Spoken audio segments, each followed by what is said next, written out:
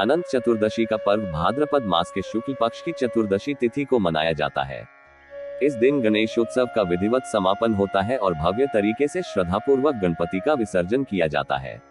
इस पर्व पर भक्त व्रत रखते हैं और गणपति को विदा करने से पहले उनसे अगले बरस फिर आने का वादा मांगते हैं। साथ ही आशीर्वाद बनाए रखने की कामना करते हैं। अनंत चतुर्दशी को अनंत चौदस भी कहा जाता है। वहीं इस दिन विष्णु जी के अनंत स्वरूपों की पूजा के साथ अनंत सूत्र भी बांधा जाता है। अनंत चतुर्दशी की व्रत कथा। एक बार महाराज युधिष्ठिर ने राजसूय यज्ञ किया।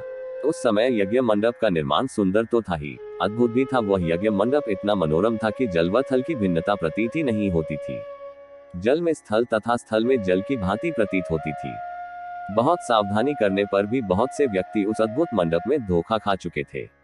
एक बार कहीं से टहलते टहलते दुर्योधन भी उस यज्ञ मंडप में आ गया और एक तालाब को स्थल समझ उसमें गिर गया। द्रौपदी ने यह देखकर अंधों की संतान अंधी कहकर उनका उपहास किया। इससे दुर्योधन चिढ़ गया। यह बात उसके हृदय में बाण समान लगी। उसके मन में द्वेष उत्पन्न हो गया और उसने पांडवों से बदला लेने की ठान ली। उसके मस्तिष्क में उस अपमान का बदला लेने के लिए विचार उपजने लगे। उसने बदला लेने के लिए पांडवों को द्यूत क्रीड़ा में हराकर उस अपमान का बदला लेने की सोची। उसने पांडवों को जुए में पराजित कर दिया। पराजित होने पर प्रतिज्ञानुसार पांडवों को 12 वर्ष के लिए वनवास भोगना पड़ा। वन में रहते हुए पांडव अनेक कष्ट सहते रहे। एक दिन भगवान कृष्ण जब मिलने आए तब युधिष्ठिर ने उनसे अपना दुख कहा और दुख दूर करने का उपाय पूछा। तब श्री कृष्ण ने कहा, हे युधिष्ठिर, तुम विधिपूर्वक अनंत भगवान का व्रत करो, इससे तुम्हारा सारा संकट दूर हो जाएगा और तुम्हारा खोया राज्य पुनः प्राप्त हो जाएगा। इस संदर्भ में श्री कृष्ण ने उन्हें एक कथा सुनाई। प्राचीन काल में सुमंत नाम का एक नेक तपस्वी ब्राह्मण था।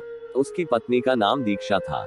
उसकी एक परम सुंदरी धर्मपरायण तथा ज्योतिर्मयी कन्या थी, जिसका नाम सुशीला था। सुशीला जब बड़ी हुई तो उसकी माता दीक्षा की मृत्यु हो गई। पत्नी के मरने के बाद सुमंत ने कर्क्षा नामक स्त्री से दूसरा विवाह कर लिया।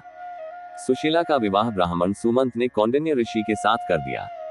विदाई में कुछ देने की बात पर कर्क्षा ने दामाद को कुछ ईंटें और पत्थरों के टुकड़े बांध कर दे दिए। कौंडिन्य ऋषि दुखी हो अपनी पत्नी को लेकर अपने आश्रम की ओर चल दिए, परंतु रास्ते में ही रात हो गई। वे नदी तट पर साधना करने लगे। सुशीला ने देखा वहां पर बहुत सी स्त्रियां सुंदर वस्त्र धारण कर किसी देवता की पूजा पर रही थी। सुशीला के पूछने पर उन्होंने विधिपूर्वक अनंत व्रत की महत्ता बताई। सुशीला ने वहीं उस व्रत का अनुष्ठान किया और 14 गांठों वाला डोरा हाथ में बांधकर ऋषि कौंडिन्य के पास आ गई। कौंडिन्य ने सुशीला से डोरे के बारे में पूछा तो उसने सारी बात बता दी। उन्होंने डोरे को तोड़कर अग्नि में डाल दिया। इससे भगवान अनंत जी का अपमान हुआ। परिणामतः ऋषि कौंडिन्य दुखी रहने लगे। उनकी सारी संपत्ति नष्ट हो गई। इस दरिद्रता का उन्होंने अपनी पत्नी से कारण पूछा तो सुशीला ने अनंत भगवान का डोरा जलाने की बात कही। पश्चाताप करते हुए ऋषि कौंडिन्य अनंत डोरे की प्राप्ति के लिए वन में चले गए। वन में कई दिनों तक भटकते भटकते निराश होकर एक दिन भूमि पर गिर पड़े। तब अनंत भगवान प्रकट होकर बोले, हे कौंडिन्य, तुमने मेरा तिरस्कार किया था, उसी से तुम्हें इतना कष्ट भोगना पड़ा। तुम दुखी हुए, अब तुमने पश्चाताप किया है।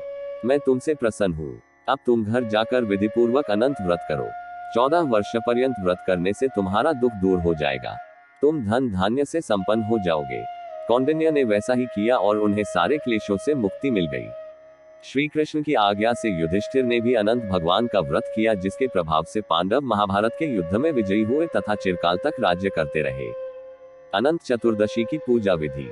अनंत चतुर्दशी के दिन भगवान विष्णु के अनंत रूप की पूजा की जाती है। इस दिन सबसे पहले स्नान करने के बाद स्वच्छ वस्त्र धारण करके इस व्रत का संकल्प ले। इसके बाद मंदिर में कलश स्थापना करके भगवान विष्णु की तस्वीर लगाएं। अब एक डोरी को कुमकुम, केसर और हल्दी से रंग कर इसमें 14 गांठें लगा ले। अब इसे भगवान विष्णु जी को चढ़ाकर पूजा शुरू करें। इसके बाद पूजा में बैठे पुरुष सूत्र को अपने दाएं हाथ के बाजू और महिलाएं बाएं हाथ के बाजू पर बांध ले। सूत्र बांधने के बाद यथाशक्ति ब्राह्मण को भोज कराएं और प्रसाद ग्रहण करें। अगर कहानी अच्छी लगी हो तो लाइक और शेयर करें और ऐसी ही रोचक कहानियों का रसपान करने के लिए हरि कथामृत चैनल को सब्सक्राइब करना न भूलें और हमसे जुड़े रहें।